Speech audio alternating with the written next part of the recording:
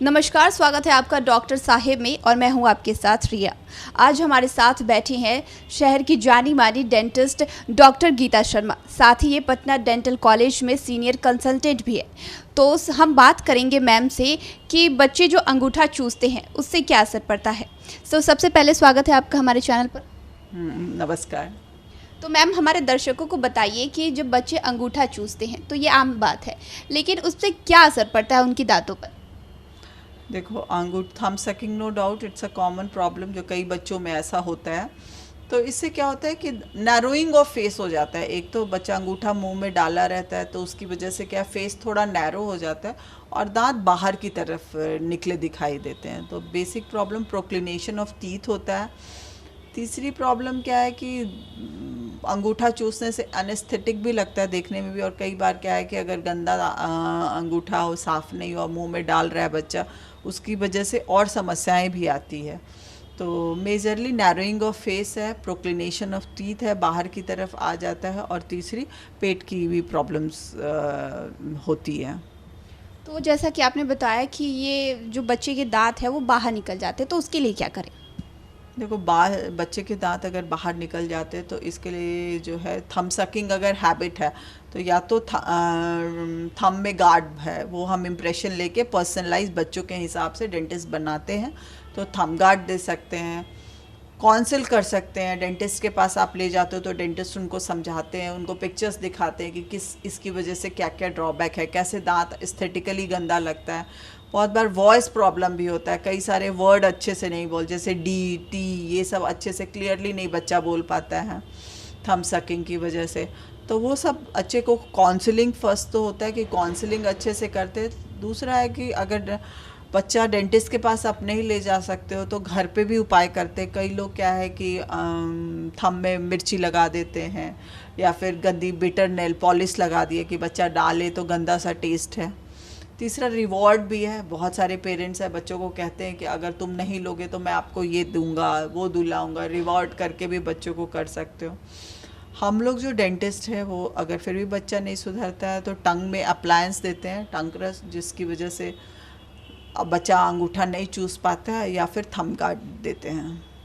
तो जैसा कि आपने बताया कि घर में जो घरेलू उपाय है, जो मिर्च लगा देते हैं, नील पेंट लगा देते हैं, तो इससे क्या असर पड़ता है उन पर? एक्चुअली वही है कि बच्चा लगाया और उसको फिर अच्छी फीलिंग नहीं हुआ तो नेक्स्ट टाइम अवॉइड करता है। तो वो चीज़ हैबिट ब्रेक के लिए हम लोग इस तरह का उपाय करते हैं कि हाँ, बच्चों को आप कहीं नहीं ले जा सकते तो घर में ही थोड़ा सा बिटर टेस्ट मिर्ची जैसा लगा तो बच्चा दोबारा ले जाने से डरेगा, वो उससे इम्पैक्ट होता है।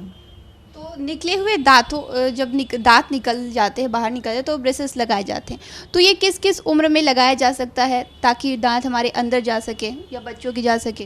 देखो, आइडियल एज तो क्या है कि दांत जब बाहर निकले, एक तो क्या है कि बच्चों को मिक्स डेंटिशन फेज में अगर बच्चा डेंटिस्ट के पास आता है तो हम लोग जो है ऑर्थोपेडिक अप्लायंस देते हैं, जिससे क्या है कि थोड़ा सा दांत रात में पहने और दिन में भी 1-2 घंटे इस्तेमाल करता है तो थोड़ा वो मसल्स को, ग्रोथ को कम करता है, तो दांत अंदर जाते हैं। दूसरा, अगर हमारे पास दूसरा ऑप्शन है कि रिमूवेबल अप्लायंस दे या फिर फिक्स्ड अप्लायंस दे, तो इसके लिए आइडियल एज जो है वो ड्यूरिंग द प्यूबर्टी है, जब सारे दांत आ जाते हैं तो उस वक्त वो अप्लायंस स्टार्ट करते हैं। तीसरा है, किसी वजह से बच्चे टीनेजर में नहीं पहुंच पाए डेंटिस्ट के पास, या पेरेंट्स इतने अवेयर नहीं, क्योंकि हर पेरेंट्स इतना पढ़ा लिखा नहीं होता और समझ पाए, या फिर बहुत सारे फाइनेंशियल प्रॉब्लम है जिसकी वजह से नहीं कर जा पाते डेंटिस्ट के पास।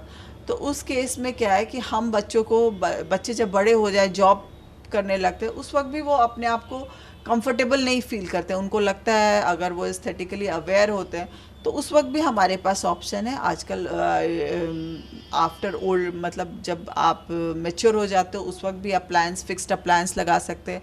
नहीं तो अभी अलाइनर भी आ गया तो अलाइनर भी देते हैं। Aligner can be use at any as और उससे भी काफ़ी अच्छा रिजल्ट होता है। तो बहुत सारे लोग का ये कहना है कि जब बड़े हो जाने के बाद ये दांतों पे जो ब्रेसेस लगाई जाती है ये ज़्यादा काम नहीं करती है, तो ये कितना सच है?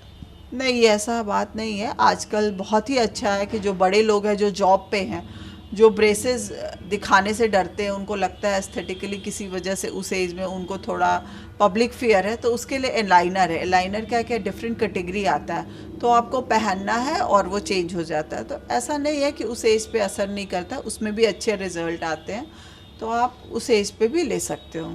उम्मीद करती हूँ डॉक्टर साहिबा ने जो आपको बातें बताई हैं वो आपने समझा होगा। हमारे YouTube चैनल को सब्सक्राइब करें, Facebook पेज को लाइक करें। साथ ही अगर आपके डॉक्टर साहिब से और कोई सवाल है तो हमें कमेंट कर या मेल के माध्यम से भेज सकते हैं। तो फिलहाल के लिए इतना ही। वीडियो देखने के लिए आपका धन्यवाद।